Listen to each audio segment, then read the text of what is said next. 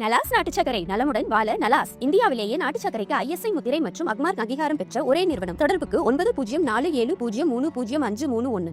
மருத்துவக் கல்லூரி வகுப்பறையில் சாக்லேட் கொடுத்து மாணவியிடம் காதலை வெளிப்படுத்திய பேராசிரியர் செருப்பால் தாக்கப்பட்டது தொடர்பான வீடியோ வேகமாக பரவி வருகிறது.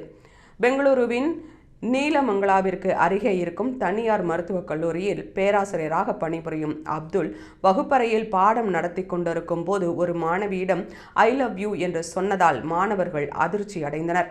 சம்பந்தப்பட்ட மாணவி பேராசிரியரின் இச்செயலுக்கு எதிர்ப்பு தெரிவித்ததால் இருவருக்கும் வாக்குவாதம் ஏற்பட்டது. இதையடுத்து பேராசிரியர் வகுப்பறையை விட்டு வெளியில் செல்ல முயற்சித்த போது அவரை மடக்கி மாணவி வாக்குவாதம் செய்தார். அப்போது மாணவியை பார்த்து, நீ என்னிடம் ஐ லவ் யூ சொல்லவில்லையா என்று பேராசிரியர் கேள்வி கேட்டதற்கு அப்படி தான் எதுவும் சொல்லவில்லை என்று மாணவி பதிலளித்துள்ளார். உடனே அவருக்கு தன் மீது விருப்பம் இருப்பதை கண்காணிப்பு கேமரா பதிவு மூலம் தன்னால் நிரூபிக்க முடியும் என்று அப்துல் தெரிவித்ததை அடுத்து அம்மாணவியும் கண்காணிப்பு கேமரா பதிவுகளை காண்பிக்கும்படி கேட்டுக்கொண்டார்.